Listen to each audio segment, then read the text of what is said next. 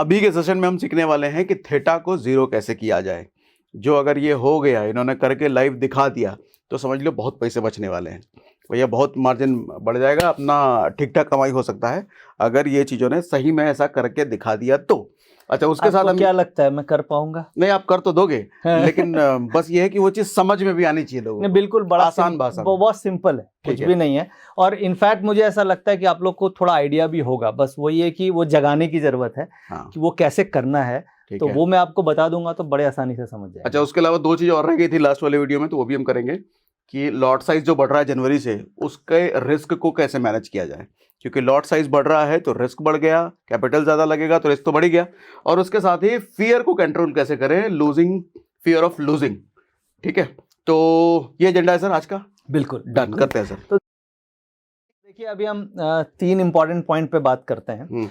जैसे हम लोग सभी जान रहे हैं कि लॉट साइज बढ़ने ही वाले हैं, तो लॉट साइज बढ़ेंगे तो रिस्क बढ़ेगा, कैपिटल बढ़ेगा, तो हम क्या क्या कर सकते हैं जिससे मेरा रिस्क कंट्रोल हो। क्योंकि मेन ऑब्जेक्टिव है रिस्क को कंट्रोल करते हुए प्रॉफिट बनाना। ठीक है, तो मैनेज कैसे करें हम रिस्क को, उसके लिए कुछ पॉइंटर मैंने आप लोगों के लिए बनाया है, और उसमें क्या क्या पॉइंट्स हो सकते हैं जिसे आप इंप्लीमेंट करेंगे तो रिस्क आपका कंट्रोल हो सकता है।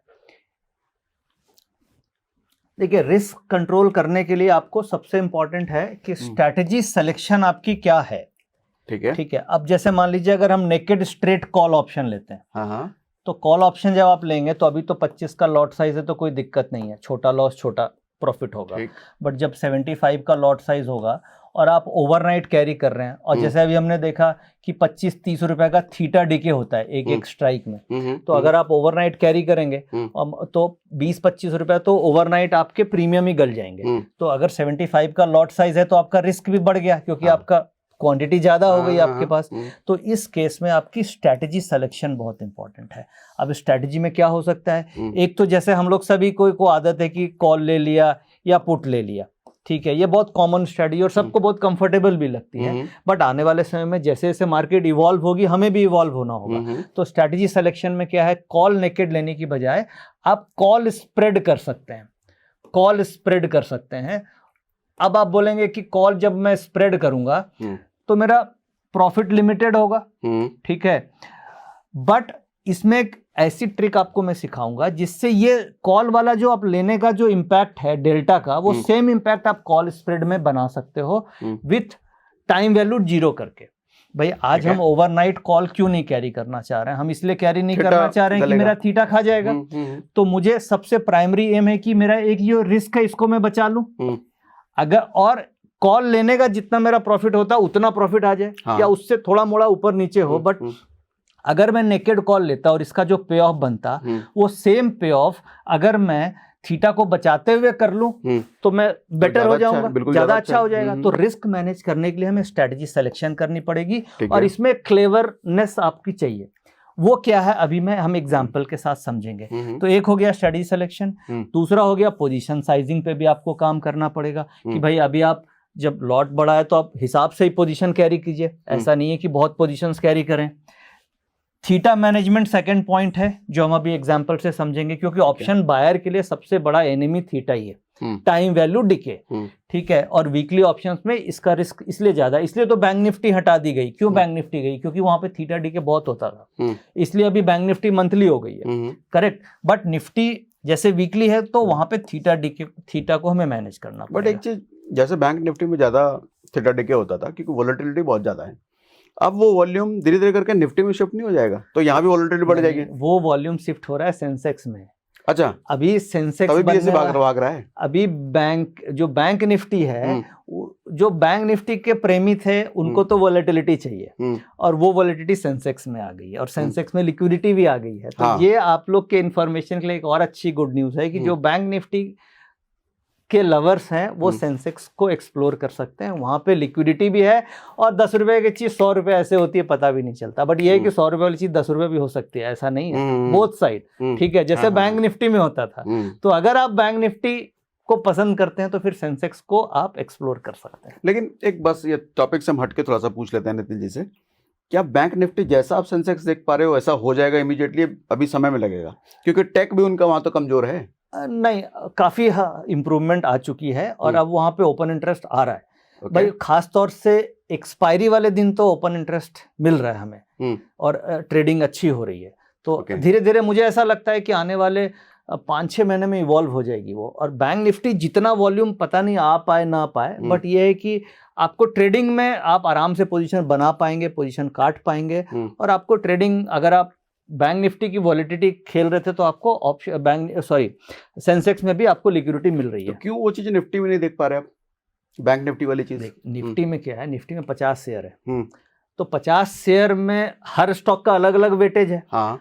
और सेंसेक्स में 30 शेयर है, ठीक है, तो मूवमेंट ज्यादा है ना। अब बैंक निफ्टी में 12 शेयर थे, तो बैंक निफ्टी 12 शेयर मिलके बना था, और जिसमें से 33% वेटेज केवल एचडीएफसी बैंक का था। तो एचडीएफसी बैंक चला, बैंक निफ्टी धू।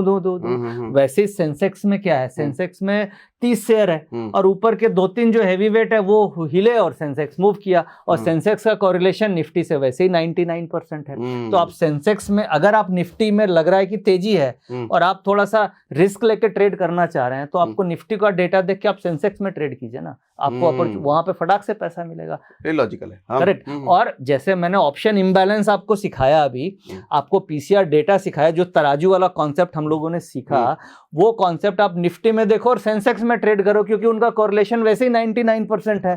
तो अगर आप थोड़ा सा एग्रेसिव हैं, आपको लगता है कि मुझे लंबा खेलना है, तो फिर सेंसेक्स में आप निफ्टी का डेटा देख के करें ना, आपको तुरंत वहां पे वॉलिडिटी मिलेगी। वैसे इन्होंने जो बोला, जो अभी हम सीखा तराजू वाला, वो पिछले वीडियो में चला गया, क्योंकि अभी हमने कट लिया है।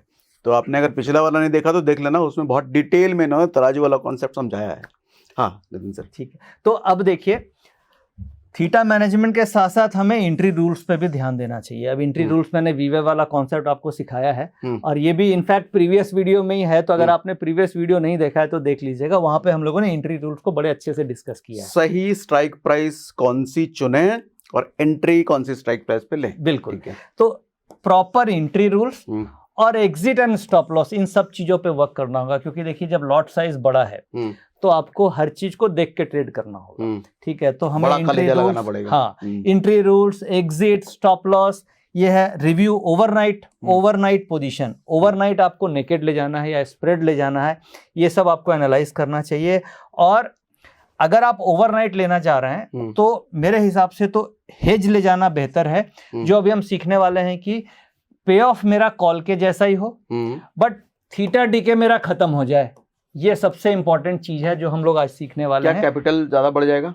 कैपिटल थोड़ा सा बढ़ जाएगा, थोड़ा बढ़ेगा। हेज वाला कैपिटल बढ़ेगा, ज्यादा नहीं बढ़ेगा। जैसे अभी क्या है, आपको 25 शेयर जब आप ट्रेड करते हैं, तो जब आप नेकेड ट्रेड कर रहे हैं तो आपका कैपिटल, मैं मान के चल रहा हूँ 10,000 मैक्सिमम लग रहा होगा। अगर आप 100 रुपए की ऑप्शंस भी ले रहे हैं तो 10,000 भी नहीं, 4-5 हजार में काम हो जाएगा, ठीक है। जब आप इसे हेज करते हैं, बुल बियर स्प्रेड बना देते हैं, तो ये आपका 35 से 40 हजार में हो जाता है, ठीक है। जब 75 का लॉट हो जाएगा तो आपको 1,50,000 लगेंगे अगर आप हेजिंग बना रहे हैं तो। और अगर आप नेकेड कर रहे हैं तो आपको वही 25-30 हजार में काम हो जाएगा। तो कैपिटल तो जरूर डिप्लॉय होगी, मगर आपका रिस्क कम हो जाएगा। तो कहने का मतलब जो 25,000 लग रहा था नेकेड में, हाँ, वो 1,00,000, 1.25 लाख, 1.5 लाख के आस तक जाएगा। हाँ, इसके आसपास का लगेगा। बट अगर आप परसेंटेज ऑन रिटर्न देखेंगे, रिस्क बहुत घट जाएगा, ठीक है। वो अब कैसे करना है उसके ऊपर हम लोग आते हैं। अब जैसे अब इसमें एक बार हम थीटा के बारे में हम बात कर लेते हैं। थीटा का मतलब क्या होता है? टाइम वैल्यू डीके, ठीक है। अब एक हो गया कि सपोज कीजिए आपने कॉल ऑप्शन ले लिया, आपको तेजी लग रही है, आपने 24,800 की कॉल ऑप्शन 145 में ली। अच्छा, एक चीज ऐड कर देते हैं, जिन्होंने पिछले वाला वीडियो नहीं देखा होगा, यहाँ पे सवाल उठ जाएगा कि ये डेटा हमारे को कहाँ मिलेगा। वैसे हम पिछले वाले में बोल चुके हैं, ऑटो ट्रेंडर सॉफ्टवेयर है एसएमसी का, जिसका लिंक हमने डिस्क्रिप्शन में डाल रखा है। हालांकि अभी तो नहीं है जब हम शूट कर रहे हैं, लेकिन जब तक वीडियो आप देख रहे हो तब तक ये पूरा डेटा आपको ऑटो ट्रेंडर में मिल चुका होगा, जिसका लिंक हमने डिस्क्रिप्शन में डाल रखा है जी, ठीक है। अच्छा, यूज कैसे करना है सॉफ्टवेयर, उसका पूरा वेबिनार वगैरह होता रहता है। आपका नंबर आप जैसे डालोगे, उधर लिंक क्लिक करोगे ना, पेज आएगा, नंबर डालोगे तो ट्रेनिंग वेनिंग सब फ्री वगैरह होता रहता है वो, ठीक है। हाँ सर। तो देखिए, एक हो गया कि आपने 24,800 की कॉल ऑप्शन ले ली, या अगर आपको मंदी लग रही है तो आप 24,800 की पुट ऑप्शन लेंगे, ठीक है। ये पुट साइड हो गई, ये पुट हो गई, और इधर कॉल साइड हो गई, ठीक है। अब हम बात कर रहे हैं थीटा की। थीटा का मतलब होता है टाइम वैल्यू। हर एक दिन होने के बाद ऑप्शंस का प्रीमियम अपने आप गल जाता है, ठीक है। अगर आप सपोज 24,800 की कॉल ऑप्शन ले रहे हैं, इसका थीटा है 15 रुपए, यानी मैं 145 में अगर खरीद के जाता हूँ, ठीक है, और मार्केट मोटा मोटी ये 15 से 20 के आसपास का थीटा है, जो मेरे से कैलकुलेशन में 15 के आसपास आ रहा है यहाँ। ठीक है, ठीक है। आप अगर इसे खरीद के जाते हैं तो ये 15 रुपए आपका ऑटोमेटिक कल खुलते ही माइनस हो जाएगी, यानी ये 130 के आसपास ये खुलेगी अगर मार्केट सेम भाव पे खुलता है। ठीक ठीक ठीक है। तो अगर मैं ये कॉल ऑप्शन नेकेड लेके जाता हूँ तो मेरा 130 का भाव कल है, आज मैं क्लोजिंग में ले रहा हूँ, कल ओपनिंग में 130 खुलेगा, 15 रुपए मेरा नुकसान हो जाएगा। ठीक। अब मेरी 24,800 की मैंने कॉल ऑप्शन प्लस कर ली, करेक्ट। अब मुझे ये थीटा को बचाना है और इसका डेल्टा आ रहा 0.5, यानी 1 रुपया मार्केट अगर ऊपर जाएगी तो 50 पैसे से ये बढ़ेगी। ठीक है। अब मैं क्या करूंगा, ऊपर जाऊंगा, जिसका थीटा दिख रहा है मुझे। अब देखिए ये 24,700, 25,100, इसका कॉल का थीटा कितना आ रहा है? 17 रुपया। हाँ। ठीक है, तो मैं क्या करूंगा, 24,800 की कॉल ले ली मैंने, 17 माइनस और 25,100 की कॉल मैंने माइनस कर दी, बेच दी इसको। ठीक है, ये बन गया बुल कॉल स्प्रेड। 24,800 खरीद लिया, हाँ, और 25,100 बेच दिया। ठीक है। अब ये मैंने 145 में ले लिया और ये मैंने 38 रुपए में बेच दिया। ठीक है, ये मेरे घर से प्रीमियम लगा। अब यहाँ पे थीटा जीरो कैसे करेंगे, हम ये बात कर रहे हैं। अब ये देखिए, ये है 15 रुपए का थीटा, ये है 17 रुपए का थीटा, यानी कि आपको रिस्क था, आपने ये खरीदा तो आपको ये 15 रुपए का रिस्क है, आपने ये बेच दिया तो आपको ये 17 रुपए आ गए।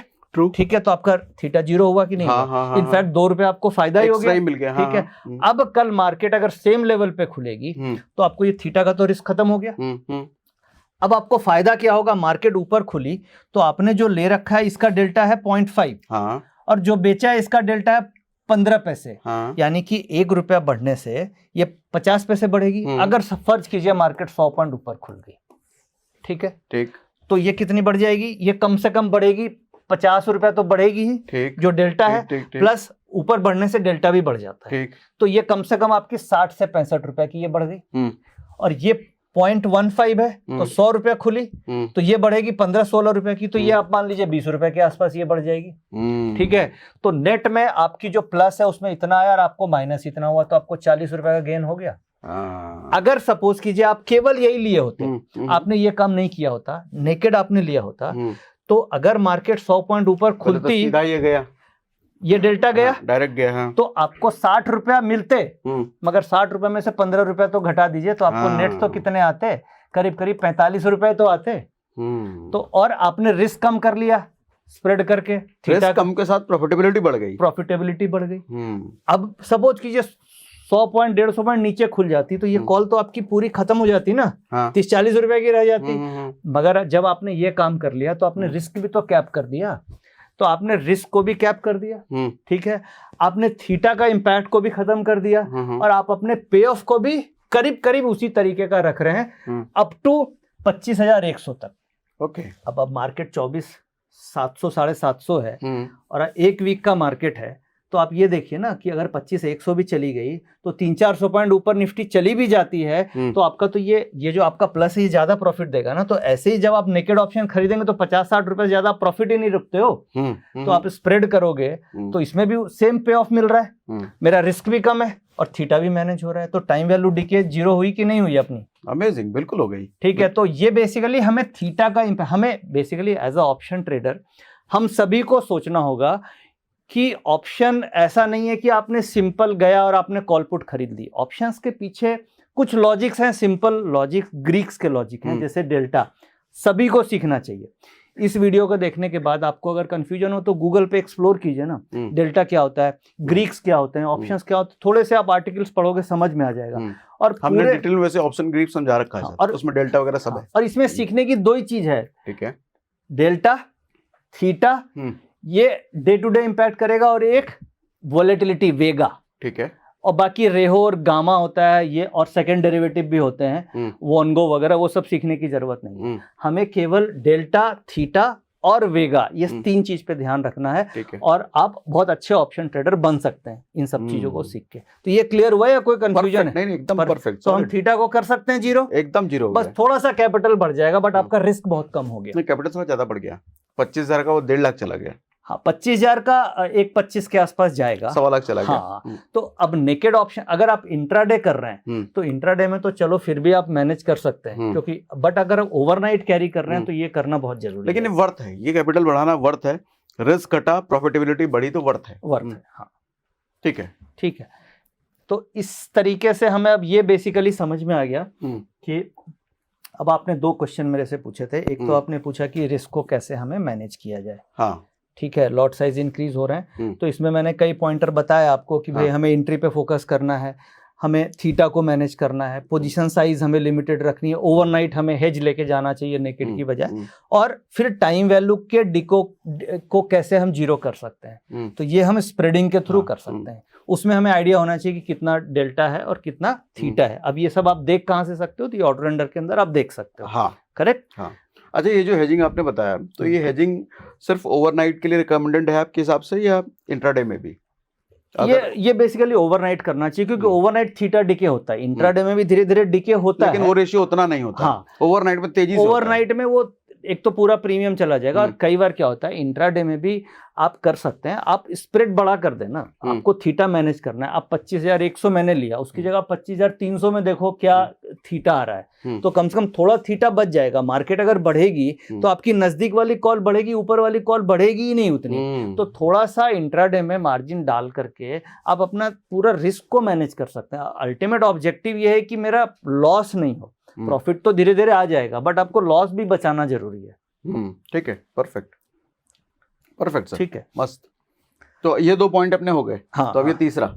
अच्छा, how to control fear of losing after entering an option trade. ये बड़ा खतरनाक पॉइंट है, और ये अच्छे ट्रेडर को ट्रेड लेने के बाद डर लगने लग जाता है। क्योंकि पैसा क्या जैसे ही लगता है डर तो आता है। क्योंकि उसमें क्या है ना, फियर भी होता है कि पता नहीं, लिया और लेते ही 2 रुपया नीचे आ गई तो मन में आता है ये तो गया, ये तो गया, अभी निकल जाते हैं। और अगर आप 5 रुपया ऊपर चली गई और 5 रुपये ऊपर जाके फिर 2 रुपया नीचे आई तो लगेगा आप गया नीचे। तो ये फियर ऑफ लूजिंग, यही तो मार्केट की साइकिल है, साइकोलॉजी है। इसके लिए कुछ मैंने अपने एक्सपीरियंस से सीखा है, मैं वो पॉइंटर आप लोगों के साथ शेयर करता हूँ, आप उसे इम्प्लीमेंट करके देख सकते हैं, और ये काफ़ी हेल्पफुल पॉइंट्स हो सकते हैं आपके लिए। ठीक है।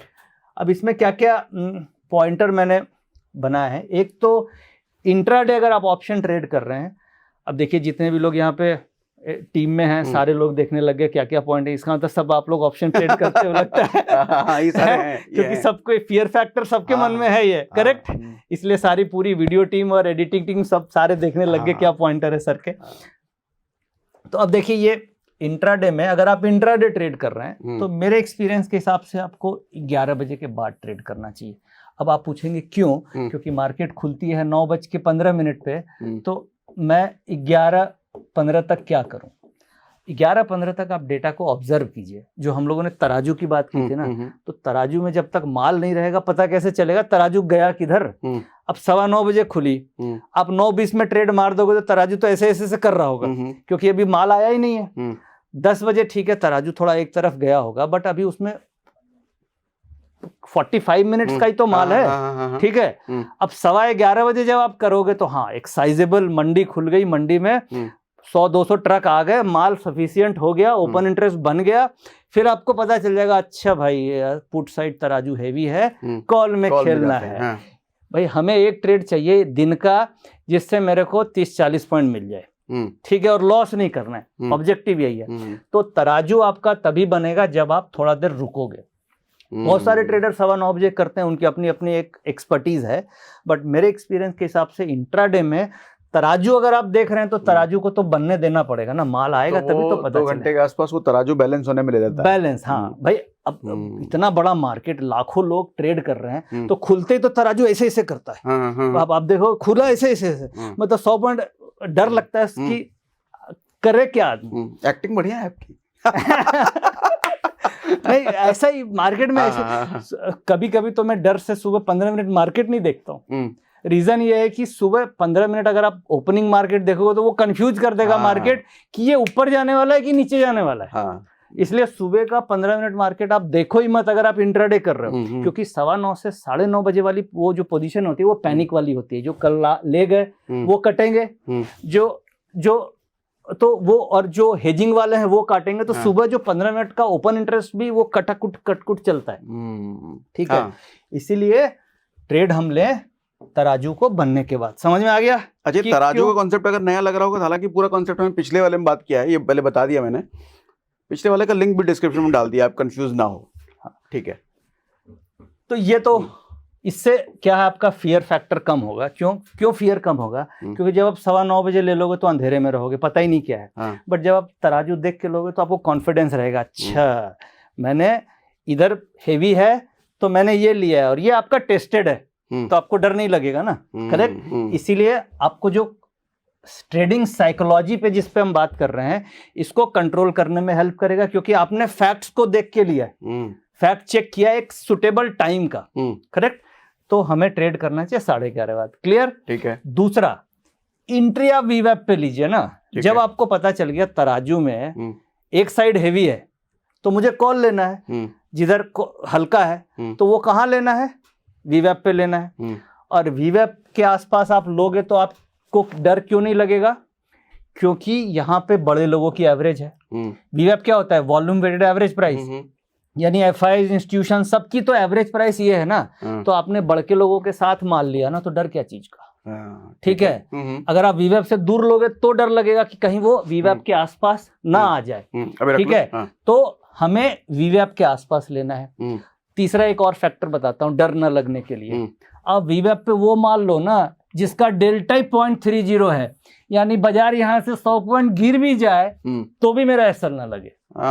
तो वीवैप से 100 पॉइंट गिरेगा तो कौन मरेगा? एफआई मर जाएगा, ठीक है। तो मेरा डेल्टा अगर मैं 0.3 के आसपास का है और मैं वीवैप पे लूंगा और अगर गिरने लग गया तो मैं 15 रुपए के लॉस पे ही भाग जाऊंगा। अगर सही बैठ गया तो यहाँ से मुझे 50 रुपए मिलेंगे, और गलत बैठ गया तो 15 रुपए लॉस ही होगा।